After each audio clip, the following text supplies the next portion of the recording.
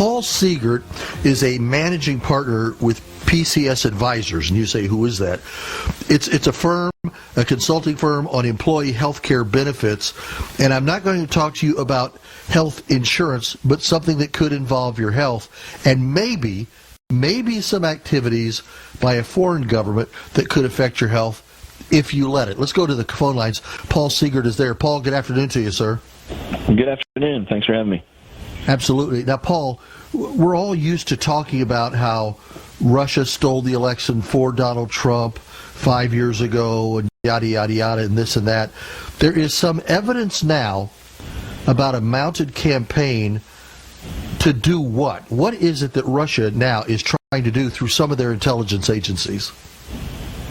Well, they've mounted a disinformation campaign, which is pretty expected, I would say, pretty standard operating procedure for the Russians. They've got a few of their different agencies that have some, I guess you'd, in simple terms, just say kind of fake media outlets that they use that put out misinformation on different topics. And right now, a big focus for them is to decrease the confidence that Americans have in the vaccines, in their safety and efficacy, and to kind of grow the fear that people have around taking the vaccine. We already have a somewhat vaccine-hesitant population. About 30% during normal times say they would avoid taking a vaccine, and of course higher right now with the COVID vaccines.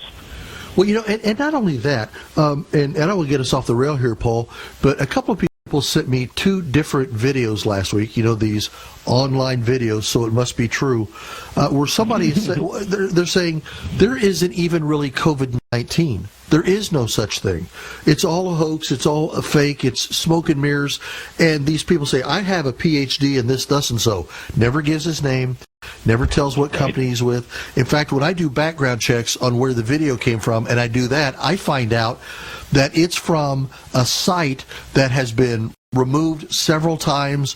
It's not a bona fide site, and yet I have people, smart people in Northeast Indiana, listening to these videos and saying, well, why should we worry about a vaccine? There's not even a COVID.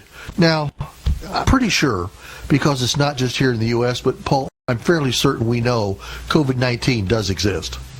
It's a real thing. There's no question. Now, how much of a threat is it to people's health? I mean, that's the big debate that's out there. Do you need to take the vaccine or not? Are we going to get to herd immunity? Those are big questions, and they're trying to target all of those, and for multiple reasons. One is they are our competitor globally, and they've got these four outlets. I think they're New Eastern Outlook, Oriental Review, Newsfront, and Rebel Inside, that are published in different areas around the world. And the thing about the internet, of course, is that quick Google search and you can pull these results from just about anywhere. So it's given them this added power to get misinformation out there. So then you ask yourself, well, why would they want to do that? And there's some pure business reasons. You've got business reasons and political reasons, geopolitical reasons. But the business side of it is the fact that they've got their own vaccine. That's the basically Sputnik, first to market with their Sputnik 5, and it's 91% effective. The Lancet, the medical journal, they did their own independent study of it and said it's 91% effective and has no ill side effects. So they would much rather sow a lot of discord or a lot of disbelief in theirs than ours. Yeah, if they could get people to really doubt, for example, the Pfizer or one of the other two that's out there right now, then that would actually open up more markets for theirs. And it's hard for me to believe that people can't understand a lot of what they're seeing online could be done by Russians or those that support them. But the bottom line is it's all about business and money and the almighty dollar. That's it. Yep, that's one of their big motivations. And then they always have an interest in sowing instability in their competitors, and they're willing to go to lengths that we would consider too far to go, whether that's in this topic of conversation or other political areas. They don't have the same limits that we might think of in terms of ethics in this area. An interesting fact about this, their own population is one of the most skeptical when it comes to the vaccine. Even though they were first to market, really, with a vaccine, they've only got, I think, 3.5% of their population that's had a first shot. Really? And they're having a real challenge getting people to take it because their own people realize what they're up to, and they have a high level of distrust with their own government. Here we have 17% that have had at least one. UK's at 32%.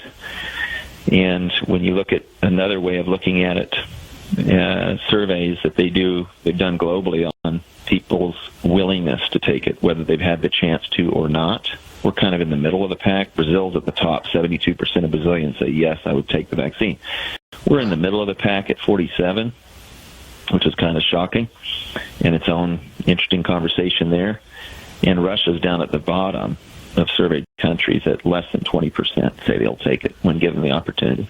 Well, and as the numbers are so horrible on the streets of Russia, they're actually trying to sow discord, so maybe we will not be quite as efficient in making sure that the word gets out about the vaccine, that our people take them. I mean, it's almost like, well, if our people won't take it, let's see what we can do to make sure your people don't get it either. It's kind of a weird nip and tuck, isn't it? It certainly is, and that's pretty characteristic of their methods. Now, let me ask you, I may be asking you a question here. We're talking to Paul Seegert, who's a managing partner with PCS Advisers. I may be asking you a question that you wouldn't know, and I don't know. But when we had Russians that were doing subversive things over Facebook and other online platforms to try to discourage people about the election back in 2016, it was hard to nail down if it was just some guys in an office building somewhere in St. Petersburg, or if the government was fully aware.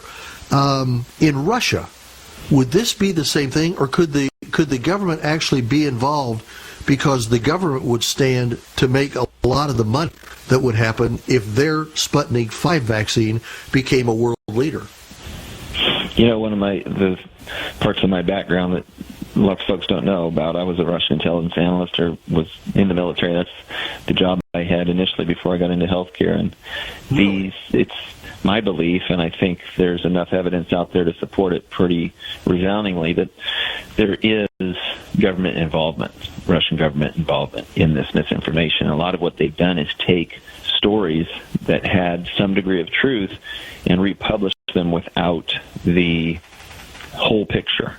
If someone had a bad reaction, say, to getting a vaccine, they might republish that in a bad light in one of their outlets that is for this very purpose, but not include the overall numbers who have been vaccinated without any reaction that show how safe it is.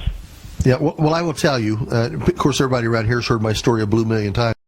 I had a kidney transplant in 2016, so I have a diminished immune system so that I don't reject the kidney. So last Wednesday, I got my first vaccine. Mine is Pfizer, and I get my second shot on the 30th. And I was anxious to get in there and get that done because I need all the help that I can get. But a lot of people still carry a lot of doubt, and you just think a lot of it is because of stuff they've heard which can't be verified. And sometimes I just wonder if most of that stuff, Paul, could be traced back to the halls of the Kremlin. Well, some of it can. I think it's pretty fair to point out too that we're the victims of our own highly politicized moment in history, where you have people that are on television now getting vaccinated, encouraging everyone else to get vaccinated, who not very many months ago were saying that it was being rushed and that it would not be safe and so on. So we've given some mixed messaging. I think that's pretty unfortunate. We haven't done a good job on our own of educating our population as to why was it possible that a vaccine could be produced so much more quickly than it ever had in the past. The prior record was 4 years for the mumps. Right. And here we've got these vaccines that were essentially put together in a year. But we need to do a better job of educating the population that these vaccines are a different technology, this mRNA technology. It's possible to get it done more quickly. there are Well, and some of the steps required. And I understand some hesitancy of people at the first because it's like, okay, wait, that was way too quick. Okay, but whether it took 2 weeks, 2 months, 2 years, or 2 decades to get it, the efficacy that is tested out still holds. I mean, they're still efficient doing what they're supposed to do. Oh yeah, very high, very high, and in the 90s percentile for both of the first two, and now we've got the Johnson & Johnson and others that are on the heels. And even the Russian vaccine is 91%. There's many good options now, and many more on the way. And a lot of people like the idea of the Johnson & Johnson because it's one stick of a vaccine injection instead of two. Now, for me, I caught a virus after I had my transplant, so I'm a little skittish. If I take two and it gives me about 20% more efficacy, I'll take that. Right. So, well, listen, very much, Paul, I appreciate your time today and your insight and your knowledge on this stuff, and we appreciate you maybe taking a lot of these fake stories, false stories, and putting to rest. And if nothing else, when the next story comes up online or wherever we see it, maybe we'll dig a little deeper to see if there's anything. For sure. Yeah, no doubt. One parting thought that's just to share with you quickly. Okay. The head of state of that country, of Russia, hasn't taken it himself and says he might do it later in the summer. Sure he will. And donkeys are flying and all that. Well, listen, Paul, thank you very much and for that little send-off. I appreciate that more than you know. Paul Seegert, thank you, sir. Have a great day. You too. But yeah, Paul Seegert. PCS is a very well-known employee healthcare benefits consulting firm. They are based in Northern California, but he is the managing partner, and they do know their stuff. So